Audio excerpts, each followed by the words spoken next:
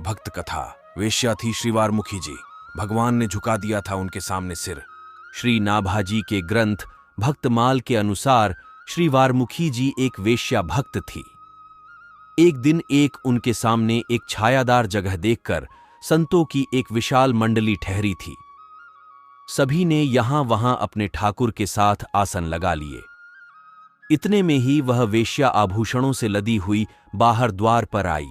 सरल भाव संतों को देखकर वह मन में विचारने लगी कि आज मेरे कौन से भाग्य उदय हो गए जो ये संत मेरे द्वार पर आए हैं। निश्चय ही इन्हें मेरे बारे में पता नहीं। इस प्रकार सोचते हुए वह घर में गई और एक थाल में मुहरें भरकर ले आई। उसे महंत जी के आगे रखकर बोली, प्रभो, इस धन से आप अपने भगवान को भोग लगाइए। ये कहते हुए प्रेमवश उनकी आंखों में आंसू आ गए। ये देख श्री महंत जी ने पूछा कि तुम कौन हो? ये सवाल सुनकर वह चुप हो गई।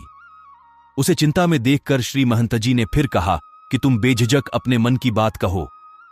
तब वीरमुखी जी ये कहकर संत के चरणों में गिर पड़ी कि मैं वेश्या हूं।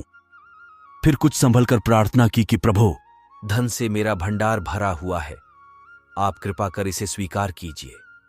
यदि आप मेरी जाति का विचार कर धन नहीं लेंगे तो मैं जीवित नहीं रह सकूंगी। तब श्री महंत जी ने कहा, इस धन को भगवान की सेवा में लगाने का बस यही उपाय है कि इस धन के द्वारा श्री रंगनाथ जी का मुकुट बनवाकर उन्हें अर्पण कर दो। इसमें जाति बुद्धि दूर हो जाएगी। श्री रंगनाथ जी उसे स्वीकार करेंगे। तब वेश्या बोली, भगवान, जिसके धन को ब्राह्मण छूते तक नहीं है, उसके द्वारा अर्पित मुकुट को श्री रंगनाथ जी कैसे स्वीकार करेंगे? तब महंत जी ने कहा, हम तुम्हें विश्वास दिलाते हैं कि वे अवश्य ही तुम्हारी सेवा स्वीकार करेंगे। इस कार्य के लिए हम तब तक यहीं रहेंगे, तुम मुकुट बनवाओ।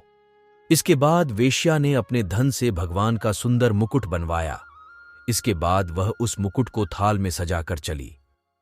संतों की आज्ञा पाकर वह वेश्या श्री रंगनाथ जी के मंदिर में तो चली गई, पर अपने को अपवित्र जानकर उसके मन में संकोच रहा।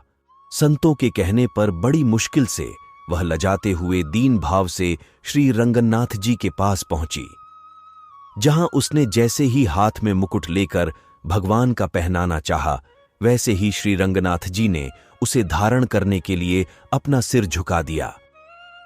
इसके बाद तो लोग भक्त व भगवान दोनों की जय जयकार करने लगे।